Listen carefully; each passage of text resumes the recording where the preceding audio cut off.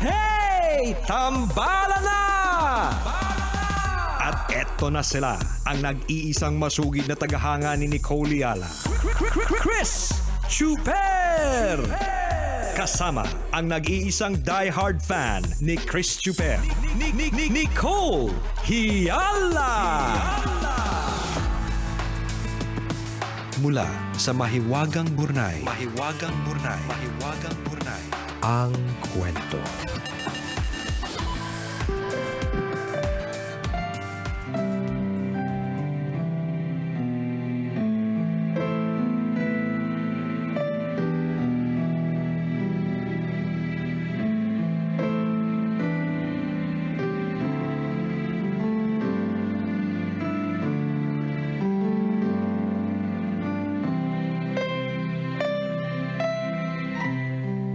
Nicole and Chris.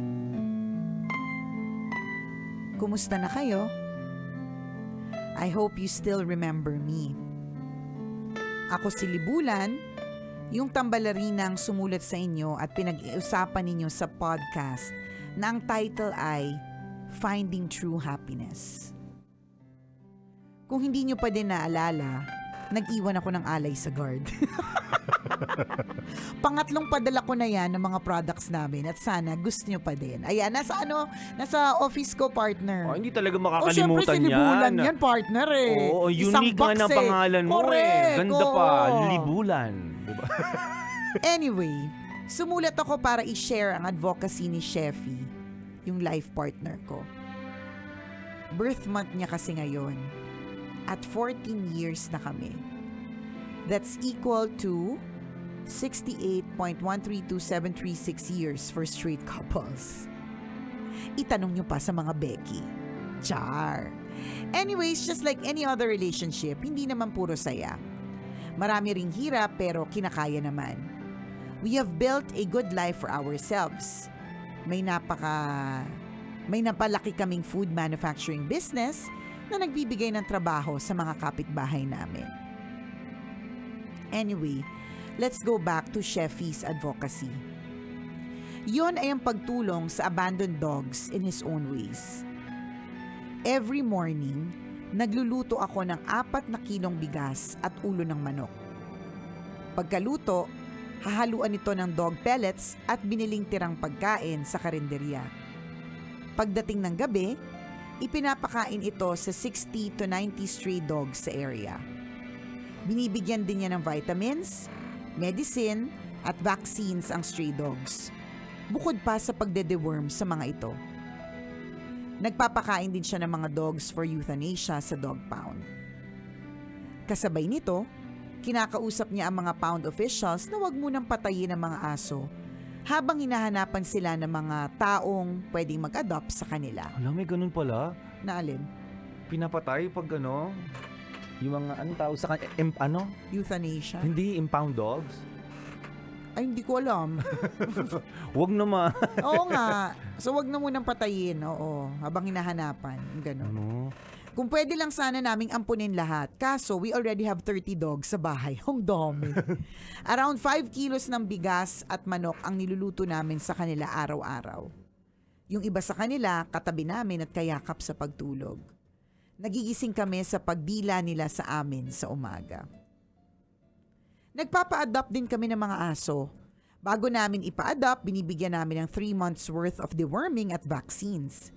Libre naman ang pag-adopt pero ipinapakiusap namin na i-reimburse kami sa costs ng deworming at vaccines. Siguro iniisip ng iba, aso lang yan. Tao ang tulungan ninyo. Nagdo-donate naman din po kami sa Angat Buhay. Tabang Ladlad, Gay Lolas, Tambalan Budulan Foundation at iba pa. Saka wag po nating kalimutan na kahit mga aso lang sila, nilalang pa din sila ng Diyos na kailangan tulungan. Bawasan po ang pagkanega dahil nakakapangit. Saklap naman po kung nega ka na, pangit ka pa. Sa mga kapwa tambalanista na may mga aso, be responsible pet owners. Ipakapon natin sila. Mahalin sila at alagaan. Huwag itapon sa daan kapag nahihirapan na sa pag-aalaga. Sa mga kapwa tambalanista naman na wala pang alagang aso, baka po gusto ninyong mag-adopt. Very rewarding po to have a pet dog. Mas lalo ka niyang mamahalin dahil sinagip mo siya from a life of scavenging, danger, and death. Kung wala kang jowa, walang kaibigan at walang masabihan ng problema, aso ang kasagutan dyan. Kapalit ng konting aruga, dadamayan ka nila hanggang sa dulo. Malaking problema ang stray dogs sa Pilipinas. Maliit lang ang nagagawa namin para sa kanila, kaya if you are listening to this, do what you can to help stray dogs. You can feed or adopt. Salamat Tambalan sa pagbasa ng sulat ko and for helping us raise awareness for this cause. Ang inyong tambalanista, Libulan.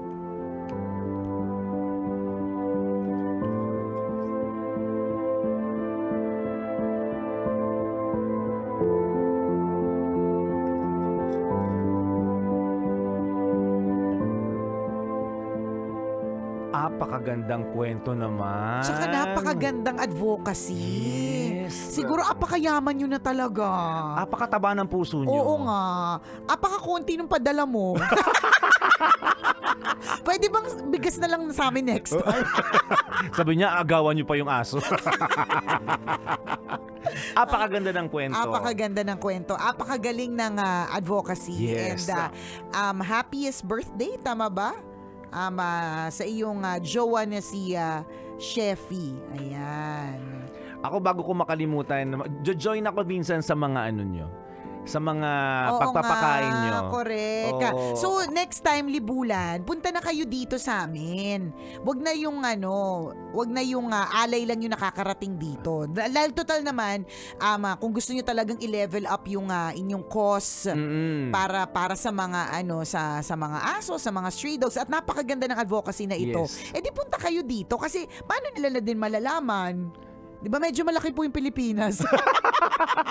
Mukha lang siya maliit pero malaki talaga siya. Paano hahanapin? Di ba? Although, tama naman na pwede ka naman mag-search ng mga lugar na may mga mga pound. Tapos pwede din naman sa palipaligid, 'di ba, mag-observe. Pero kung kayo ay nagpapa-adapt na, tapos naalagaan na rin, may pag-deworm, 'di ba? Mas maganda kung malaman ng mga tambalanista natin paano, saan. Correct. 'Di ba? Yung ganun. Wala bang link na sinabi? Baka may may Facebook account or social media account na pwedeng makipag-coordinate kung paano magbigay ng tulong.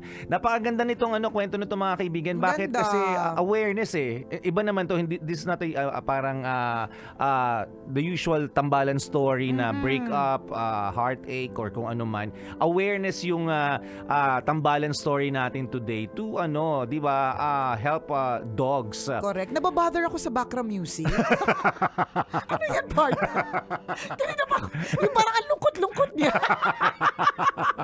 Wala akong mahanap na wala yung isang bed natin. Bakit? Bakit ganyan yung... May nagnakaw po ng bed, ng background music namin. Bakit gano'n? Ang lungkot niya. Parang alam mo yung yung nasa dagat. Pakinggan mo pakinggan nyo. Oh, diba? Very serene. Diba? Parang nasa dagat ka, tapos iniisip mo saan ba papunta yung buhay ko? Anong gagawin ko after 5 years? Diba yung nag-impact doon? Oo nga! Ganyan yung mga tugtugan. Nakaka-inspire. Parang hindi. Parang may feeling ako na kailangan ko mag-isip for the future. Parang yan yung background music na tumitingin ka sa malayo, iniisip mo ang iyong nakaraan, iniisip mo saan ka na mga ba papunta, bakit ka tinawag ng Diyos sa profesyong ito. Ganun yung dating sa akin ng background music. Hindi na align doon sa story. Saya ka natin. Ano nangyari sa mga background music natin? Na lost? Hindi na wala yung isa. Pangit naman yung isa. Yesterday, all my troubles seem so far yung masaya, away. yung masaya yung ginagamit natin sa game. Gusto mo nang, oo. I'm an albatross. Pwede din. Basta wag yung background music na mag-iisip ako tungkol sa bakit ako tinawag ng Diyos sa profesyong ito. May ganong feeling ako. Yung parang nakatingin ka sa dagat, nakatingin ka sa malayo, tapos mga 3 days ka doon. Mag-stop. Gusto niya talagang ma-play. Sige na nga. Okay. Pipilitin kong maging masaya sa background music na yan. Ayan. Sayahan natin kasi maganda yung advokasya. Gusto mo to. Yan. Oh. Yan. Sayahan natin ng kaunti. 'Di ba? Pero totoo naman, partner, 'di ba, na ang ganda-ganda ng advokasya ni Libulan. At nagsabi na si partner, Ako gusto niya daw magjo-join ako. sumama. Yes. Oo. Kasi ako I love dogs. Sobrang ang laking bagay ng naging contribution sa akin ng mga dogs namin sa bahay namin.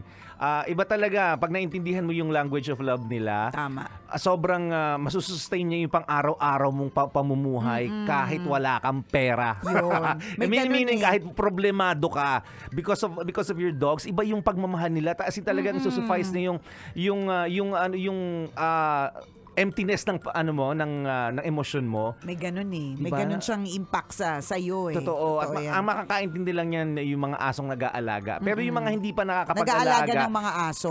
try nyong i-discover yung ganitong klase ng ng mundo. At pag na-appreciate nyo po yung presensya ng aso ninyo, sasabihin nyo, this is it, I found the one. Correct. Totoo yun. 'Di ba? Tingnan Mas mo nga mamahalin naman. nyo sila sa jowa nyo. Tingnan mo naman ang sinabi ni Libulan, 'di ba? Ginigising kami ng mga dila nila. O taray. Yung jowa mo ba, ginigising ka ng Kaya dila nga, niya? hindi, 'di ba? Ginigising ka naman ng jowa ng dila niya, pero yung talak, pero hindi yung dilang gusto mo. Yung aso pwede kang himuri ng ganon. Ganon. Totoo, oo. no? Napakagandang mensahe nitong kwento mo. Totoo po 'yun, no? May nakikita tayong mga asong gala. Sana may magkusa na lang na make sure na walang may-ari. Ikaw ba nag-aalaga ka na ba ng stray dog? Or lahat binigay yung dog? Hanggat may chance, pinapakain pero hindi ko pa inuwi sa bahay Oo. namin kasi maliit lang yung yung lugar lugar. ko. At meron na Yan kami tayo, ilang dami aso nating doon. dahilan eh. Charot. Oo, din kasi totoo naman din, hindi tinanong ko yun, partner, kasi even if we want to, sabi nga ni Libulan, 'di ba? We have to be responsible pet owners. Hindi Yes. pwedeng we take on that responsibility tapos hindi ka naman sigurado kung paano mo pakakainin. Wala Tama. naman pala siyang space sa bahay ninyo. 'Di ba? Hindi mo pa siya bibigyan ng tamang aruga. So wag na muna. Correct. 'Di ba? Hindi pwedeng, ay, ang cute naman ng dog na to, pero sobrang, alam mong busy kang tao at hindi mo talaga kaya mag-aruga ng aso. Tama. Wag mo nang gawin. Although Correct. nagsisimula naman yung interest natin dahil nakukitan tayo sa kanila. Pero kung hindi mo kayang i-sustain, wag na muna. I-allow mo na iba yung mag-alaga sa asong yun. Yung kayang mag-alaga talaga. Responsibility kasi yung pag-aalaga Correct. ng Totoo. aso, mga kaibigan. Hindi porke ay pinakain natin sila, tapos na yun. Hindi, may ano yun eh. May caring na tinatawag. May TLC na tinatawag pa rin. Yes. Hihimasin mo sila, kakausapin mo sila. Correct. And then return, mamahalin ka talaga nila pabalik.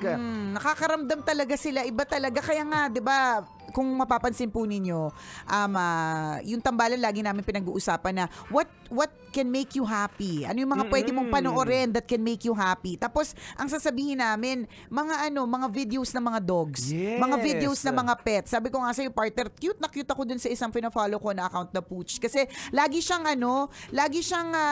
pinopormahan nung nung masters. Iba-iba. Pwedeng pang exercise, pwedeng pang date na pang malakasan, ganun yung mga forma. So talagang nakakagaan ng pakiramdam. Ganun. Totoo yun. At suportahan po natin yung mga ganitong klase ng tao na tumutulong, gumagawa ng paraan para matulungan yung mga ligaw na aso, yung Ang mga walang galing nila, masters. Nakakatuwa tong si Libulan tsaka si Sheffy. Ang galing po Oo. ng ginagawa ninyo. Nagpapakain kayo. Isipin nyo, 60 to 90 dogs always. Isipin mo Tapos yun, may 30 dogs kayo sa bahay. Correct. Grabe. Nakakatuwa po talaga. Saludo kami sa'yo. Oo. Papalakpakan namin kayo 3. Ay, 1, naku. 2, 3. Bukas uli yung 3. Oo. Tapos sa susunod na araw ulit yung 3. Basta Tama. araw-araw isipin mo May pinapalakpak. palakpak. Oo, para sa'yo. Diba? Gusto mo tumahol pa kami para sa'yo? 3 din. 1, 2, 3. Ay, Ayan, for social you. yung tahol ko, yun sa'yo hindi. Sa akin na, nabilaukan. Paano yung tahol ng aso sa inyo? Ha?